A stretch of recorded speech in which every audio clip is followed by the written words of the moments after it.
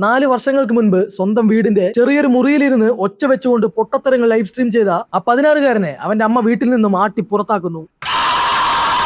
എന്നാൽ ഇന്ന് ലോകം മുഴുവൻ ഉറ്റുനോക്കുന്ന ഫിഫ ലോകകപ്പിന്റെ ഫൈനൽ വേദിയിൽ ദശലക്ഷക്കണക്കിന് ആളുകൾക്ക് മുന്നിൽ അവൻ തല ഉയർത്തി നിന്ന് പെർഫോം ചെയ്തിട്ടുണ്ടെങ്കിൽ അവന്റെ പേര് സാക്ഷാൽ ഡാരൻ ജെയ്സൺ വാട്കിൻസ് ജൂനിയർ എന്നായിരിക്കണം. 100 Days 100 Story പാർട്ട് 45. ഇതുപോലുള്ള കഥകൾ ഡെയിലി കിട്ടാനായിട്ട് ഇപ്പോൾ തന്നെ ക്ലിക്ക് ചെയ്യുക. നമ്മളിൽ ഭൂരിഭാഗം പേരും കാണുന്നത് ആ ചെറുപ്പക്കാരന്റെ 2 ഫ്രെയിമുകൾ മാത്രമാണ്. ഒന്ന് ആ ചെറിയ മുറിയിലിരുന്ന ഐഷോ സ്പീഡിനെ, മറ്റൊന്ന് ലോകകപ്പ് വേദിയിൽ പെർഫോം ചെയ്യുന്ന അതേ ഐഷോ സ്പീഡിനെ. എന്നാൽ ഈ 2 ഫ്രെയിമുകൾക്കും ഇടയിൽ അവന്റെ 4 വർഷത്തെ കഠിന അധ്വാനമുണ്ട്. ആയിരക്കണക്കിന് മണിക്കൂറുകളുടെ സ്ട്രീമിംഗ് ഉണ്ട്. ഒടുവിൽ സ്വന്തം വീട്ടുകാരുടെയും കൂട്ടുകാരുടെയും പിന്തുണയില്ലാതെ ട്രോളുകളും പരിഹാസങ്ങളും മാത്രം ഏറ്റുവാങ്ങിയ ഒറ്റപ്പെടലിന്റെ വേദനയുണ്ട്. എന്നാൽ സ്വയം വിശ്വസിച്ചുകൊണ്ട് പ്രതിസന്ധികളെല്ലാം മറികടക്കാൻ അവൻ തീരുമാനിക്കുന്നു. വ്യൂസ് വന്നാലും ഇല്ലെങ്കിലും, ആര് സപ്പോർട്ട് ചെയ്താലും ചെയ്തില്ലെങ്കിലും തന്റെ ലക്ഷ്യങ്ങളിലേക്ക് എത്താൻ അവൻ വീണ്ടും വീണ്ടും ക്യാമറ ഓണാക്കിക്കൊണ്ടേയിരുന്നു. പ്രതിസന്ധികളിൽ വീണുപോകാതെ കഠിനാധ്വാനവും തന്നിലുള്ള വിശ്വാസവും ഉണ്ടെങ്കിൽ പ്രായമോ സാഹചര്യങ്ങളോ ഒരു തടസ്സമല്ല എന്ന് ജീവിതം കൊണ്ട് കാണിച്ചു തന്ന ഐഷോ സ്പീഡിന്റെ ജീവിതം നമുക്ക് പഠിപ്പിച്ചു തരുന്ന വലിയൊരു പാഠമുണ്ട്. ഇന്ന് നിങ്ങൾ ചെയ്യുന്ന പ്രവൃത്തിയിൽ റിസൾട്ട് ഇല്ലെങ്കിൽ, നിങ്ങളുടെ ബിസിനസ്സിൽ കസ്റ്റമേഴ്സ് കുറവാണെങ്കിൽ, നിങ്ങൾ ചെയ്യുന്ന വീഡിയോസിന് വ്യൂസ് കിട്ടുന്നില്ലെങ്കിൽ, നിങ്ങളുടെ സ്വപ്നങ്ങൾ കേട്ട് കൂടെയുള്ളവർ കളിയാക്കുന്നുണ്ടെങ്കിൽ ഓർക്കുക, നിങ്ങൾ സഞ്ചരിക്കുന്നത് ശരിയായ വഴിയിലൂടെ തന്നെയാണ്.